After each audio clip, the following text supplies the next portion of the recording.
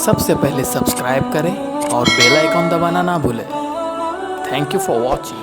بسم اللہ الرحمن الرحیم۔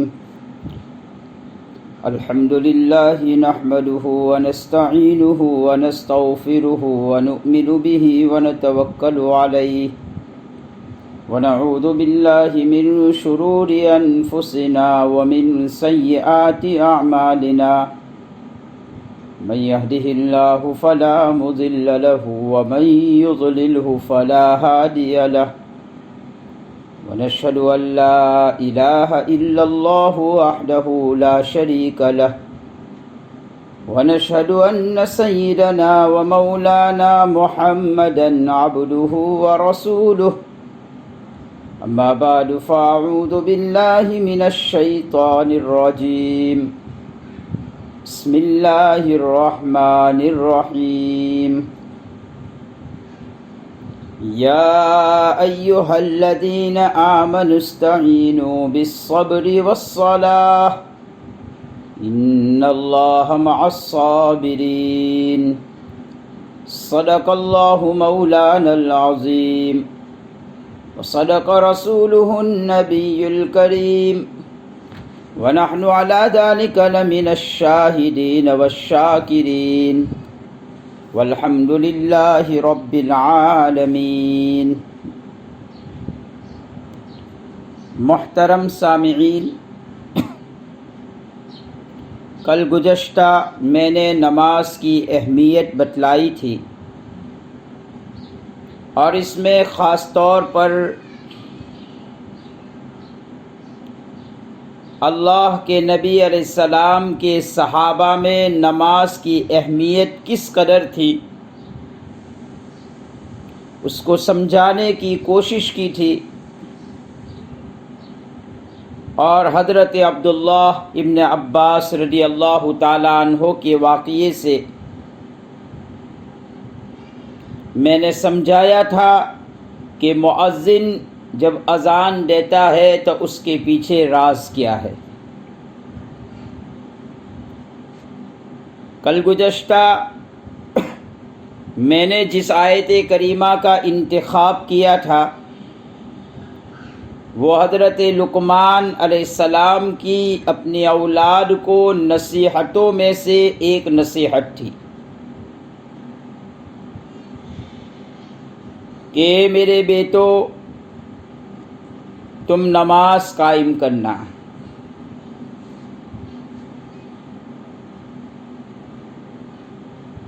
ہمیں بھی اس وقت ضرورت ہے کہ یہ ماحول ہم اپنی اولاد میں پیدا کریں۔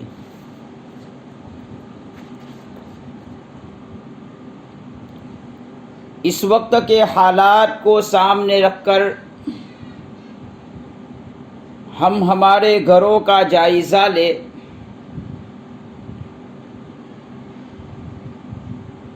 تو اس سے یہ سمجھ میں آتا ہے کہ ہمارے گھروں میں نماز کی اہمیت کی طرف توجہ کم ہے۔ آپ ذرا غور کیجئے، نبی اکرم صلی اللہ علیہ وسلم کے فرمان کی طرف اللہ کے نبی علیہ السلام نے فرمایا، مروا اولادکم بالصلاۃ وہم ابناء 7 سنوات۔ جب تمہارے بچے 7 سال کی عمر کو پہنچ جائے تو تم نماز کا حکم دو۔ اس سے چھوٹی عمر ہے، یعنی 5 سال کی 6 سال کی عمر ہے تو نماز کی ترغیب دو، اپنے ساتھ نماز میں بچوں کو کھڑا کرو، سختی نہ کرو۔ لیکن جب 7 سال کی عمر میں پہنچ جائے تو حکم دو۔ یہ نبی اکرم صلی اللہ علیہ وسلم کا ارشاد ہے، اور دنیا میں حکم کے پورا نہ کرنے پر مار پڑتی ہے، ڈانٹ ڈپٹ ہوتی ہے۔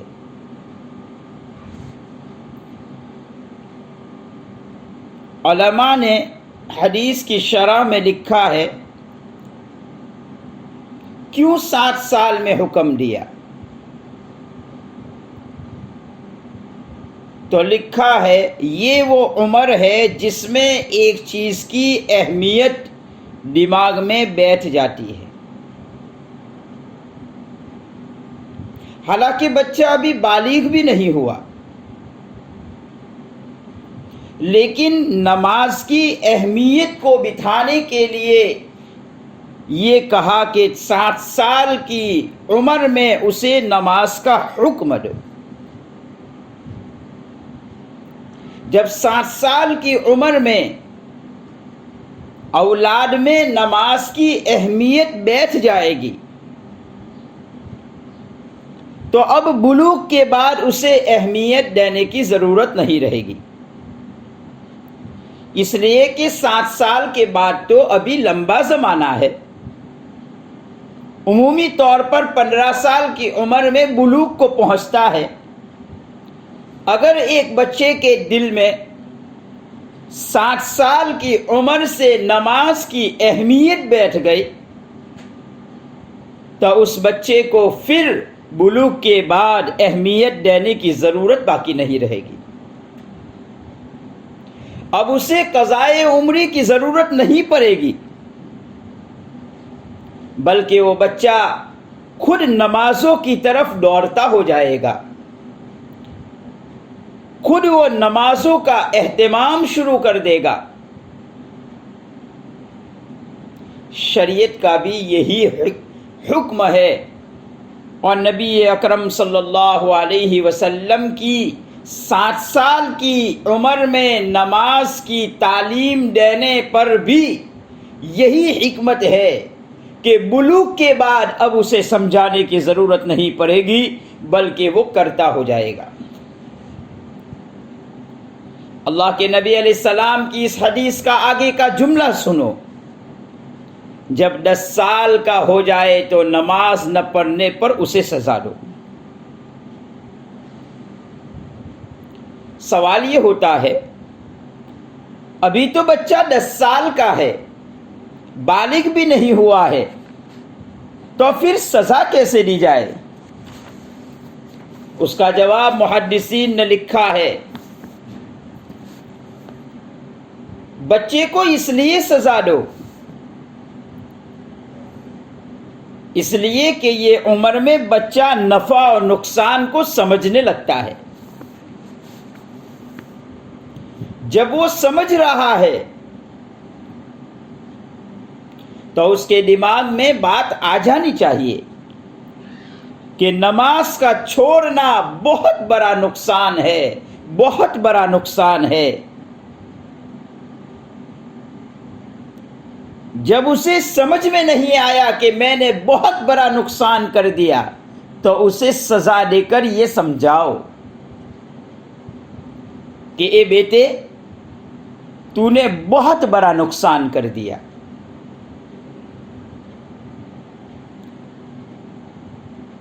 کاش اس نقصان کو ہم بھی سمجھنے والے بنے۔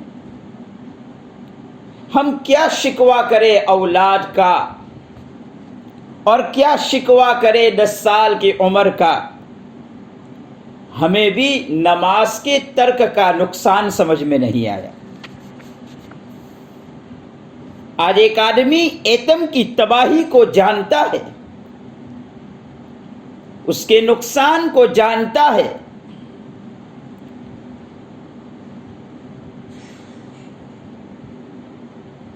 جب کبھی اس طرح کا مرحلہ سامنے آتا ہے تو حالات واقع ہو جاتے ہیں، گھر کے افراد مر جاتے ہیں، معاشرے میں باتیں شروع ہو جاتی ہے، بہت نقصان ہو گیا، ہلاکت واقع ہو گئی، بربادی واقع ہو گئی، فلانا کا پورا گھر برباد ہو گیا۔ معاشرے بھر میں ہی نہیں بلکہ دنیا بھر میں چرچے شروع ہو جاتے ہیں کہ اس جگہ پر بم بلاسٹ ہوا اور اس کا یہ نقصان ہوا۔ میرے بھائیوں، یہ دنیا کا نقصان ہے. ہر کوئی اس کی مدد کے لیے تیار ہو جاتا ہے. حکومتی سطح پر اس کی مدد شروع ہو جاتی ہے اور اسے دوبارہ آباد کر دیا جاتا ہے. یہ دنیاوی نقصان ہے. نبی اکرم صلی اللہ علیہ وسلم نے ایک نماز کے رہ جانے سے اس کے گھر بار کے برباد ہونے سے بھی زیادہ نقصان بتلایا ہے. آج ہمارا حال گھر بار کے نقصان کو نقصان سمجھتے ہیں، ترک نماز کو کبھی نقصان نہیں سمجھتے. بلکہ میں ایک بات یہ کہوں، میری ذات کا آنکھوں دیکھا مشاہدہ ہے، اور کئی علاقوں کی بات جب سامنے آتی ہے تو آنسوؤں کے علاوہ کچھ باقی نہیں رہتا کہ اتوار کو جان بوجھ کر نہیں اٹھتے. فجر کی نماز میں اتوار کو جان بوجھ کر نہیں اٹھتے بلکہ چھٹی کر دیتے. ہم اپنے گھروں کا جائزہ لیں. ہمارے گھروں میں نماز کے چھوڑنے پر ڈانٹ ڈپٹ بہت کم دیکھنے کو ملتی ہے. اچھا خاصا دیندار گھرانہ ہو وہاں پر تھوڑی بہت اس کی توجہ ہے، ورنہ تو اس بات کی طرف دھیان بھی نہیں جا رہا ہے. الامان الحفیظ، الامان الحفیظ. اگر بچہ اسکول نہیں گیا، اگر بچہ مدرسہ نہیں گیا، اگر بچے نے گھر کا کام نہیں کیا، اس پر تو خوب ڈانٹ ڈپٹ ہو رہی ہے. لیکن ہمارے بچے نے نماز نہیں پڑھی، اس پر کوئی گرفت نہیں ہے. اس لیے میرے بھائیوں، ہم عہد کریں نماز کے چھوڑنے پر اپنی اولاد کو سزا دیں گے. آخر نبی اکرم صلی اللہ علیہ وسلم نے یہ حکم ایسے ہی نہیں دیا کہ جب بچہ 10 سال کا ہو جائے تو اسے مناسب سزا دو، اس کی پٹائی کرو. اور یاد رکھیے نبی اکرم صلی اللہ علیہ وسلم کا فرمان، اگر والدین نے ایسا نہیں کیا، یعنی نماز کے چھوڑنے پر اپنی اولاد کو کچھ نہیں کہا، تو قیامت کے دن والدین کو مجرم بنا کر نبی اکرم صلی اللہ علیہ وسلم کے سامنے پیش کیا جائے گا. اس لیے کہ آپ نے حکم دیا ہے اس کو 10 سال میں سزا دو. اور یہ سزا اس لیے دینا ہے کہ بچے اور اولاد کے دماغ میں یہ بات بٹھاؤ، تو نے بہت بڑا نقصان کر دیا، تو نے بہت بڑا نقصان کر دیا، اس سے بڑھ کر کوئی نقصان نہیں ہو سکتا ہے. یہ اہمیت ہے نماز کی. ہم ذرا اپنے معاشرے کا جائزہ لیں. ہماری اولاد نافرمان کیوں ہے؟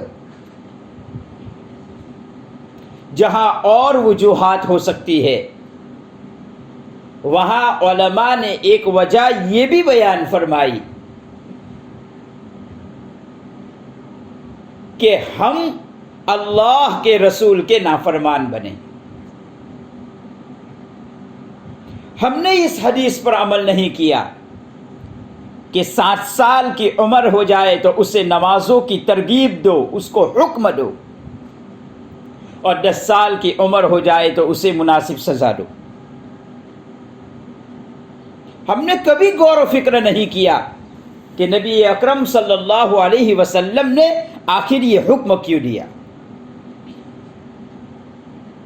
میرے بھائیوں، آج اولاد اتنی نافرمان ہوتی جا رہی ہے کہ والدین کے لیے جینا مشکل ہے.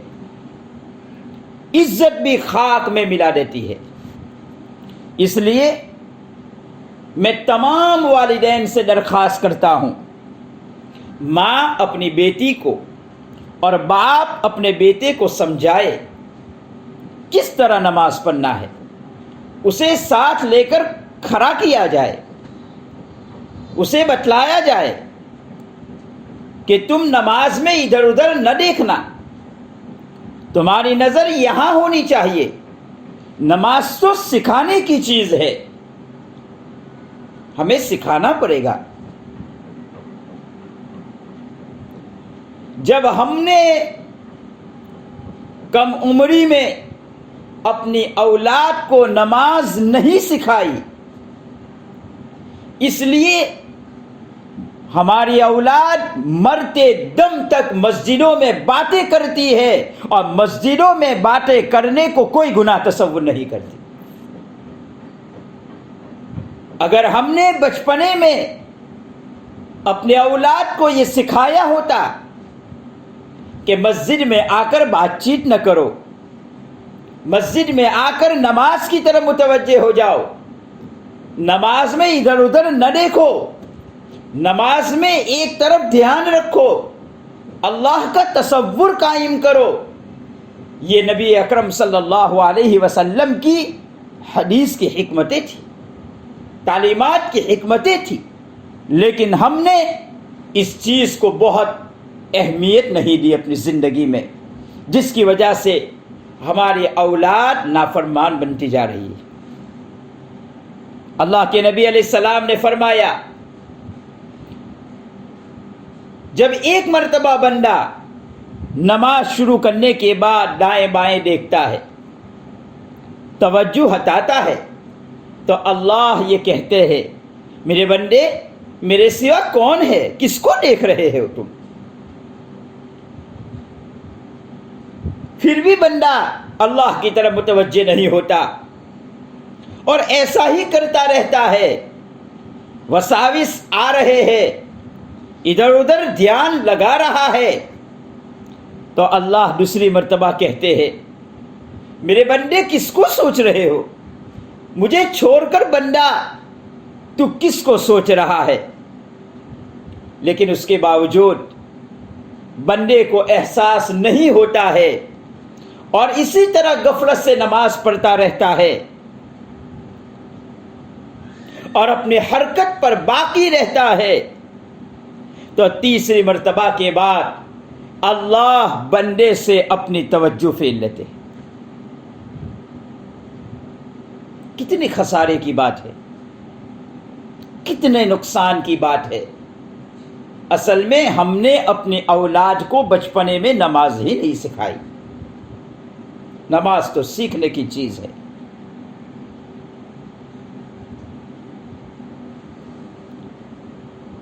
یہی وجہ ہے ہمارے بزرگان دین، حضرات صحابہ، تابعین، تبع تابعین، اولیاء اعظام، ان کی نمازوں سے کام بنتا تھا، اور ہماری نمازوں سے کوئی کام بنتا ہوا نظر نہیں آ رہا ہے۔ آخر اس کی کیا وجہ ہے کہ ہماری نماز سے کام نہیں بنتا ہے؟ میرے بھائیوں، ایک آدمی نماز پڑھ رہا ہے، صلاۃ الحاجت پڑھ رہا ہے، تہجد پڑھ رہا ہے، اوابین پڑھ رہا ہے، روزی روٹی کے لیے نماز پڑھ رہا ہے، اپنے اولاد کی شادی اور نکاح کے لیے نماز پڑھ رہا ہے، لیکن جب پوری نماز میں دھیان ہی اس کا نہیں رہا، یہاں تک کہ اللہ نے اس بندے سے اپنی توجہ ہٹا لی، تو پوری نماز میں اللہ ہی نہیں رہا، توجہ اللہ کی ہٹ گئی۔ اب نماز کے بعد دعا مانگ رہا ہے، اللہ میرا فلاں کام کر دے، اللہ میرا فلاں کام کر دے،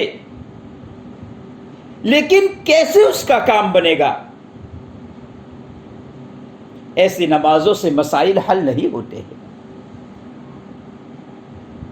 معلوم یہ ہوا نماز سیکھنے کی چیز ہے، نماز میں غور و فکر کرنے کی چیز ہے۔ اپنے گھروں میں اپنے اولاد کو نماز کی تعلیم دینے کی ضرورت ہے۔ ہر چھوٹے بڑے مسئلے پر ڈانٹ ڈپٹ ہوتی ہے، لیکن اگر ہمارا بچہ نماز چھوڑ دیتا ہے تو والدین کو کوئی ڈانٹ ڈپٹ کی توفیق نہیں ہوتی۔ اللہ ہمارے گھروں میں نماز کی حلاوت پیدا فرمائے، اپنی اولادوں کو نماز سکھانے کی توفیق عطا فرمائے، اور نماز خود بھی سیکھ کر اپنے مولا سے راز و نیاز کی باتیں کرنے کی اللہ ہم سب کو توفیق عطا فرمائے۔ میں نے کل گزشتہ بھی کہا تھا کہ نوافل کا ثواب زیادہ ہو جاتا ہے، اسی مناسبت سے آج بھی کہہ رہا ہوں، ہم 2 رکعت ایسی پڑھے جس میں ہم نماز کو سیکھیں۔ ایک بہت بڑے اللہ والے کے یہاں جانا ہوا تو ان کے روم میں جہاں پر ان کی مجلس لگتی تھی وہاں سامنے بہت بڑا شیشہ لگایا ہوا تھا۔ مجلس کے فراغت کے بعد جب کسی نے سوال کیا، حضرت یہ شیشہ کیوں لگایا ہے؟ تو حضرت نے فرمایا جو بہت بڑے بزرگ ہے ان کی خانقاہ کا ایک ڈنکا بجتا ہے، ان کے خلفاء کی ایک لمبی فہرست ہے، اور جن کو محی السنہ کہا جاتا ہے، لیکن حضرت بہت ہی درد بھرے الفاظ سے کہنے لگے، میں تنہائی میں اس شیشے میں دیکھ کر نماز کی مشق کرتا ہوں۔ میرے بھائیوں، نماز تو سیکھنے کی چیز ہے۔ اللہ ہمیں بھی یہ داعیہ پیدا کرنے کی توفیق عطا فرمائے اور نماز کو واقعتاً نماز بنانے کی توفیق عطا فرمائے۔ بس میں میری بات کو ختم کرتا ہوں۔ اللہ عمل کی توفیق مجھے بھی عطا فرمائے، آپ سبھی حضرات کو عطا فرمائے۔ وآخر دعوانا ان الحمد للہ رب العالمین۔